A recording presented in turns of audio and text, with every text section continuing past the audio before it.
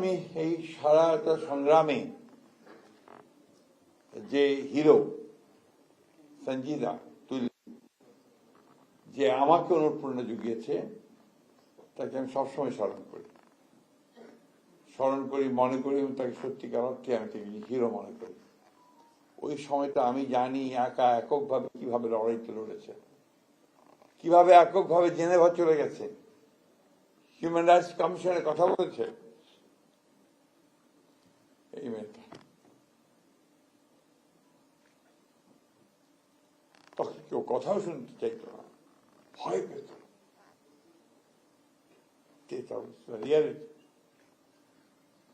যাই হোক, আমি ভারাক্রান্ত করতে চাই না।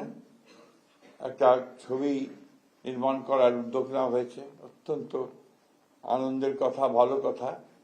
যেটা চাইবো যেন সঠিক জিনিসটা আসে, যেটা চাইবো যেন সত্যিকার অর্থে এটা আমাদের সমগ্র জাতিকে, আমাদের সেই ইতিহাসটা যেটার জন্য আজকে আমরা মুক্ত হয়েছি, কথা বলতে পারছি, গণতান্ত্রিক একটা পরিস্থিতি পেয়েছি, সেটা যেন সেখানে প্রতিফলিত হয়। আমাদের দুর্ভাগ্য যে আমাদের অনেকগুলো জাতীয় সংগ্রাম হয়েছে, লড়াই হয়েছে, যুদ্ধ হয়েছে। তো আমার কাছে মনে হয়েছে যে 52 ভাষা আন্দোলন ছাড়া আর কখনো খুব বেশি উচ্চমানের সাহিত্য বা কবিতা সেরকম খুব একটা আসেনি আমার কাছে মনে হয়েছে। আমি জানি না শহীদ ভাই কি মনে করবেন, আমি সেভাবে আসেনি। আমি আশা করব যে এবারকার যে লড়াইটা, যে সংগ্রামটা, যে আত্মত্যাগ, এই ব্যাপারে আমরা যে উদ্যোগগুলো নিচ্ছি সেই উদ্যোগ সেই মানের যায়, সেই মানের হয়, যাতে করে আমরা গোটা পৃথিবীতে রিপ্রেজেন্টেড হতে পারি। আমাদের মায়ের ডাকের যারা বাচ্চারা আছে অনেক বড় হয়ে গেছে।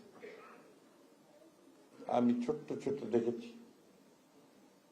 ছোটটা যখন আপনার এখানে দাঁড়িয়ে থাকতো, বিশ্রাম পেত না, চেয়ারের উপর দাঁড় করিয়ে দিতাম আমরা, ওখান থেকে সে বলতো আমি আমার বাবার হাত ধরে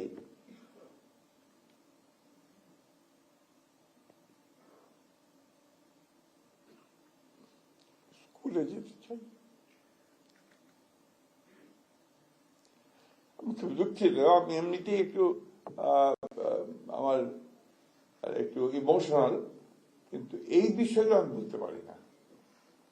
আমাদেরকে যেন কখনো এই ধরনের বাচ্চাদের কথা শুনতে না হয়, ভবিষ্যতে আমরা যেন কখনো এই ধরনের কোন পরিস্থিতি না পড়ি যেখানে আমার এই শিশুরা বলবে যে আমার বাবাকে হাত ধরে আমি স্কুলে যেতে চাই। কি ভয়াবহ! সবচেয়ে খারাপ কোথায় জানেন? যে আজকে সেই ফ্যাসিস্ট মহিলা বিদেশে বসে এতটুকু অনুশোচনা নেই, সমানে বাংলাদেশকে আরো স্থিতিশীল করার চেষ্টা করছে, যেটাকে আমি মনে করি যে একটা ক্রিমিনাল অফেন্স, যেটা মানবতার বিরুদ্ধে একটা অফেন্স। এই জিনিসগুলো থেকে যেন আমরা বেরিয়ে আসতে পারি, আমরা যেন বারবার মনে করি যে আমরা আমাদের পেছনে এই ঘটনাগুলো ছিল। ওই ওখানে বসে আছেন আমার বোন, আমার তুলির মা, ইমনের মা, অসংখ্য সব বসে আছে এখানে। বংশালের একটা ফ্যামিলি ছিল, আমার নামটা ভুলে গেছে, বংশালে আমি গিয়েছিলাম, বাবা মারা গেছে তখন, ছোট্ট বাচ্চা। এই পরিবারগুলো কিন্তু অত্যন্ত কষ্ট করেছে, কষ্ট করছে এখনো। তাই আমার মনে হয় যে আমাদের ফোকাসটা এখন হওয়া উচিত, আগে পরিবারগুলোকে বাঁচাতে হবে, তাদের সন্তানদেরকে শিক্ষিত করতে হবে, তাদেরকে উপযোগী করে তুলতে হবে। এই বিষয়টা যেন আমরা সবাই খেয়াল রাখি। আমি অনুরোধ করব যে তুলি বিষয়টা নিয়েও কথা বলবে, আমরা বলছি, আমি বললাম যে আমি আজকে গিয়ে চিঠি লিখব, এবং আশা করি আমাদের মাননীয় প্রধানমন্ত্রী, যিনি আমাদের এই আন্দোলন সংগ্রামের আরেকজন প্রতীক, তিনি এই বিষয়টাকে গুরুত্ব সহকারে দেখবেন। আপনাদের সকলকে ধন্যবাদ, যারা এই ছবিটা নির্মাণ করার উদ্যোগ নিয়েছেন তাদেরকে ধন্যবাদ। আর তুলিকে ধন্যবাদ যে তুলি সমস্ত কিছু চ্যালেঞ্জ মোকাবেলা করে। আরেকটা দুঃখ আছে আমার, তুলি নির্বাচনে দাঁড়িয়েছিল, তুলি নির্বাচিত হতে পারেনি। আমি মনে করি এই কষ্ট, এই দুঃখ আমরা রাখবো কোথায়, কোথায় রাখবো? যে মেয়েটা সংগ্রাম করলো